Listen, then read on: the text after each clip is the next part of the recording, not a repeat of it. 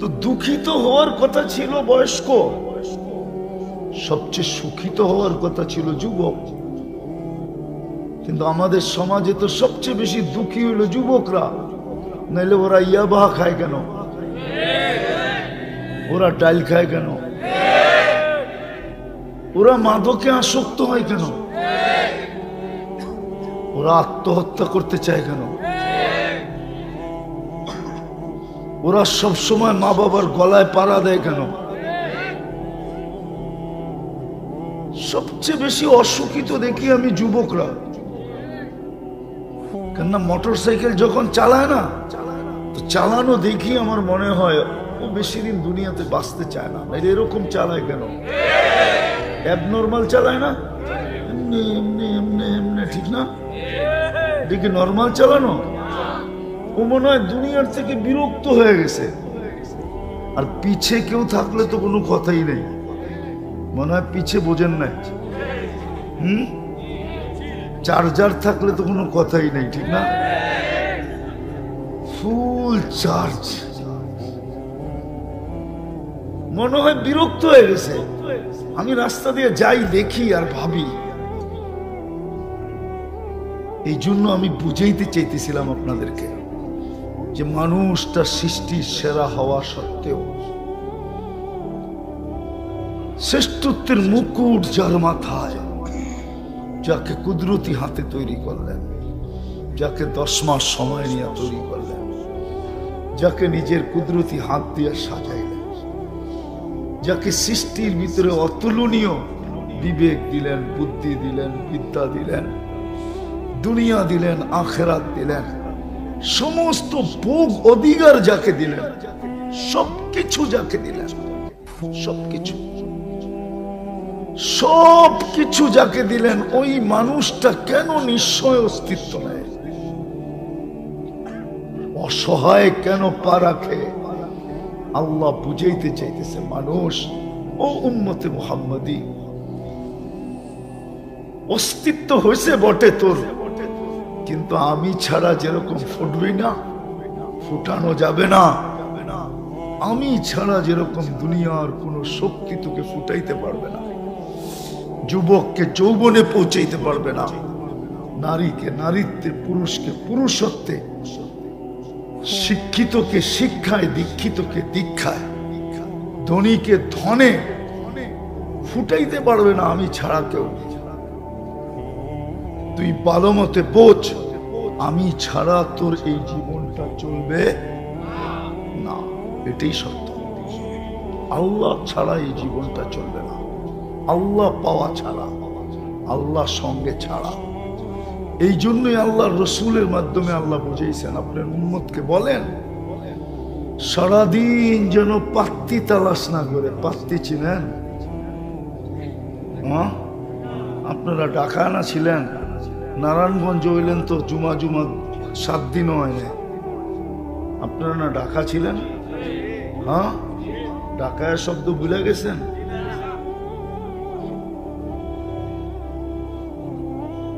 হ্যাঁ, এটাই সত্য।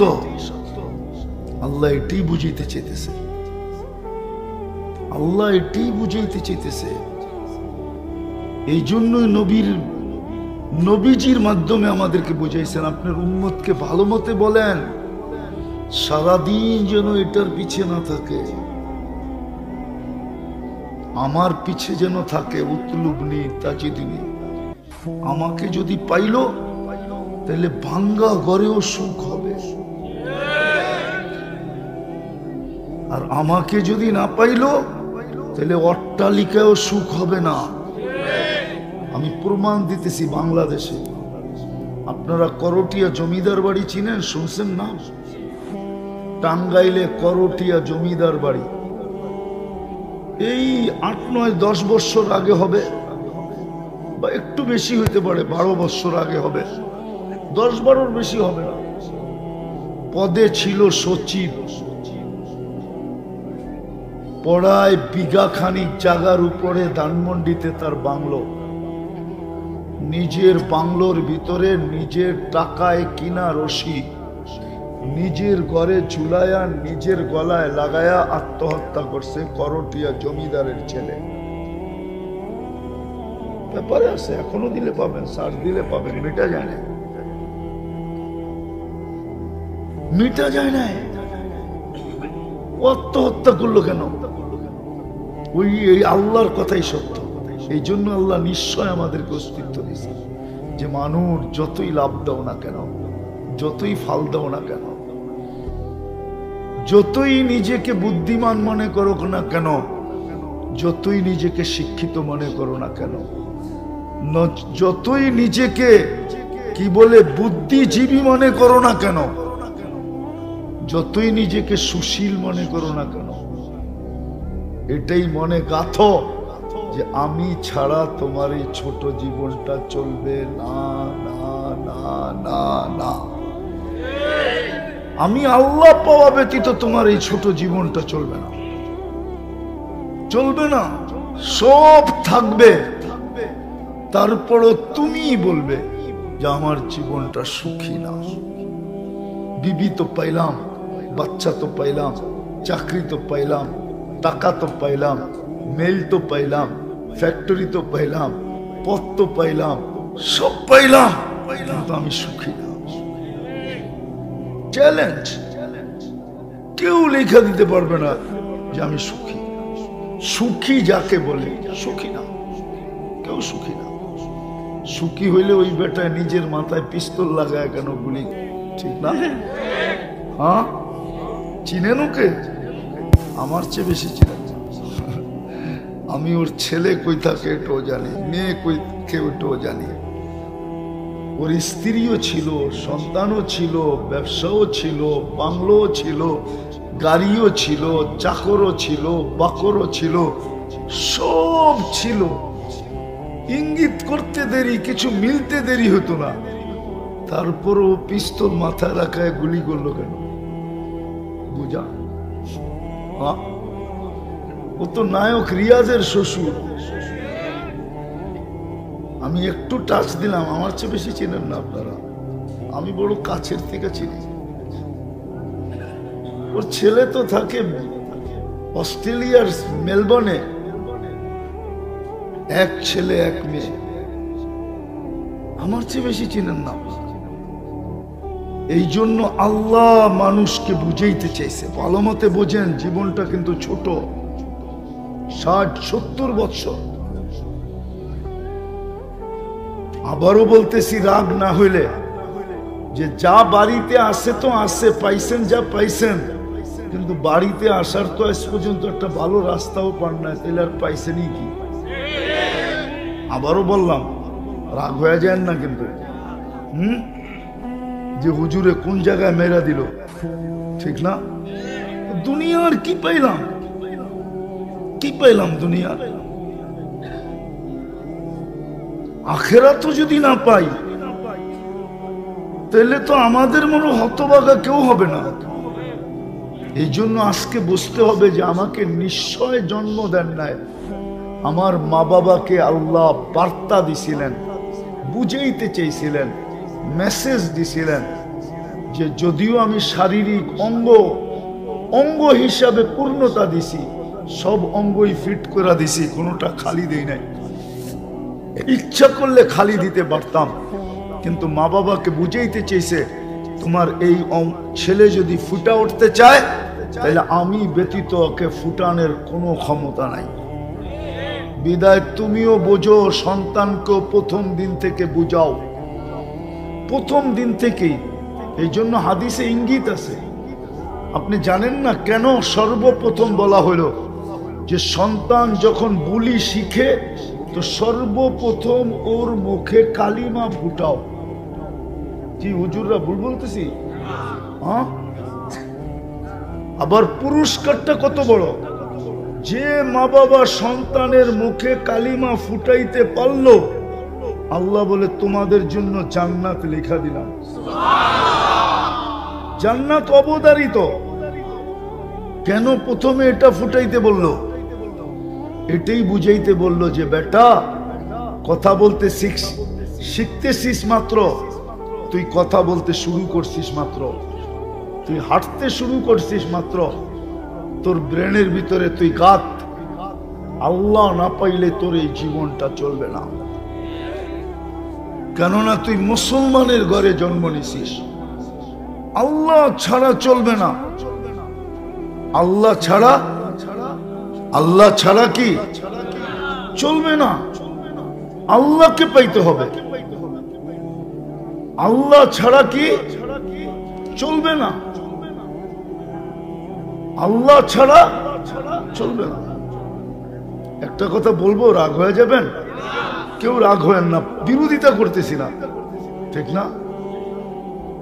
জিকিরটা যদি জোরে মসজিদে করতো, লাউডে না করা, তাইলেও তো চলতো না? চলতো না? চলতো না? জিকিরটা যদি লাউড স্পিকারে না করা, জানে এখানে একটা প্রোগ্রাম হইতেছে, ঠিক না? মানুষ তো শুধু শুধু আমাদের উপরে আঙ্গুল উঠায় না। মানুষ শুধু শুধু কি আঙ্গুল উঠায়? উনি বলবে আমার মসজিদে করি, আমার লাউড স্পিকার দিয়ে করি। আরে তুমি মসজিদের ভিতরে জোরে জোরে ফাটায়া বলো না, করো না, কোনো আপত্তি নাই। যদিও ওলামাদের মতানৈক্যতা আছে, আমি মতানৈক্য বাদেই দিলাম, মতানৈক্য বাদেই দিলাম। এতটুক কি বিবেক আল্লাহ দেয় নাই? কালকে আপনাদের কাছে এরা ভোট চাইতে আসবে কি করে বলেন তো? হ্যাঁ, পাংখা লয়া যে আসবে ভোট চাইতে, কি করে ভোট চাইতে আসবে বলেন? আমার এই কথা মিডিয়ায় চলে যাবে, যায় যাক। আজকে তো এটা রাগ হয় না, কিন্তু পায়ে হাত রাখি, আপনাদের বিবেকের কাছে প্রশ্ন। ইচ্ছা করলে তো মসজিদ ফাটায়া করো না, কে না করছে? কিন্তু লাউড স্পিকার দিয়ে করতে হবে, আবার এমন পাশে, এমন কাছাকাছি। ওনারা কি জানে না এখানে একটা প্রোগ্রাম হইতেছে? না জানে না? হ্যাঁ, না জানে না? এটা তো উচিত ছিল না। মানুষের এতটুকু কমন সেন্স থাকা দরকার। এই জন্যই তো মানুষ আমাদের উপরে আঙ্গুল উঠায়, নাইলে আঙ্গুল উঠাইতো না। কেননা জিকিরটা তো আল্লাহ আল্লাহ, ঠিক না? হ্যাঁ, রাগ হয়েন না, কেউ কেউ হয়তো রাগ হয়ে যেতে পারেন। আমি বিরোধ করতেছি না, আপনি জোরে জিকির, জিকির জোরে না আসতে, এটা নিয়ে আমার কোনো বিরোধ নাই। কিন্তু এমন জোরে তো হওয়া চাই না যে পাশে একটা প্রোগ্রাম চলবে, ওটা ব্যাঘাত ঘটবে। এটা কোন ইসলামে শিখাইছে? বলুক, প্রমাণ দেখ আমাকে। আমি বিরুদ্ধে যেতেছি না, সাধারণ মানুষের বিবেকে লাগার কথা। আমরাও তো একটা জিনিস বুঝাইতেছি, ঠিক না? হ্যাঁ, কোনো নাচ তো হইতেছে না, ঠিক না? না কোনো গান হইতেছে, হ্যাঁ, দিনের কথাই তো হইতেছে, ঠিক না? তুমি লাউড স্পিকার খুলা, হয়তো বিরক্ত হয়ে যাবে, হইতে পারে। আমাগো মতো মানুষের গাড়িও থামায়া দিতে পারে, আবার রাস্তায় ধরে জিজ্ঞাসা করতে পারে, ঠিক না? হ্যাঁ, আমি তো চাই এটাই, যে ওনাদের নেতাদের কাছে এটা যাক। এই পরিস্থিতিতে এসে মানুষের কাছে পৌঁছাবে কি করে? কি বলেন? তো যেটা বুঝাইতেছিলাম, কেননা আল্লাহ আল্লাহ শব্দ যদি না হইতো তাহলে ব্যাঘাত ঘটতো না। শব্দটা তো কি আল্লাহ। আরে বাবা, তুমি আস্তে করো, মসজিদের ভিতরে সবাই মিলা জোরে জোরে করো। এই জন্য বাহিরের লাউড খুলে করতে হবে। এত অতিরঞ্জিত তো ইসলাম বলে নাই। ইসলামের ভিতরে সব কিছুর ভিতরে শালীনতা আছে, সীমারেখা আছে, গন্ডি আছে। ইসলাম তো এত জোরে করতে বলে নাই, জিকির করতে বলছে, কিন্তু লাউড স্পিকার খুলে করতে বলে নাই। এটা কোন ইসলামের শিক্ষা না, এটা অতিরঞ্জিত শিক্ষা। যে জিকির করবেন আপনি লাউড স্পিকার খুলা, কোন হাদিসে পেয়েছেন? আমরা কি গোড়ার গাছ কাটছি নাকি 18 বছর? আমরা কি গোড়ার গাছ কাটছি? এই জন্যই তো আমাদের এই দুরবস্থা। মুসলমানের আজকে দুরবস্থা কেন? কথা ঘুরে গেছে, কিন্তু মুসলমানের দুরবস্থা কেন জানেন? মুসলমান আজকে 200 কোটি। কয়শো কোটি? 200 কোটির উপরে। বর্তমান দুনিয়ার সম্পদের 70%, 70% মুসলমানদের হাতে, 70% মুসলমানদের কাছে। আমি কসম খায়া বলতে পারবো, এই পুরা সোনার গায়ে যত কাপড় আছে ব্যবহৃত প্রত্যেকের বাড়িতে, ইউরোপের কোন একটা দেশে এত কাপড় নাই ব্যবহৃত আলমারিতে। চ্যালেঞ্জ, আমার সাথে যদি কেউ চ্যালেঞ্জ নিতে চায় আমি রাজি। যত টাকা দিয়ে নিবে আমি রাজি। শুধু একটা থানায় মুসলমান সবচেয়ে বেশি কাপড় পরে, সবচেয়ে বেশি খায় মুসলমান। আমি দুনিয়া ঘুরে বলতেছি, কোন কিতাব পড়া না। 103টা আমার দেখা হয়ে গেছে। শুধু উন্নত দুনিয়া একটা বাকি আছে, নিউজিল্যান্ড আমি দেখি নাই, বাকি সব দেখা শেষ। আমি সারা দুনিয়া চৈষা বলতেছি, মুসলমানের চেয়ে বেশি খাওয়ায় আইটেম দুনিয়ার কেউ খায় না। মুসলমান যত আইটেম খায় দুনিয়ার কেউ খায় না। আরে ওরা তো কামায়া সময় পায় না, খাবে কই? আবার খাবে তো খাবে কিভাবে? স্বামীর স্ত্রী বিল দেয় না, ওইখানে খাওয়ান হয় নাকি? স্ত্রীর বিল স্বামী দেয় না, ওইখানে খাওয়ান হয় নাকি?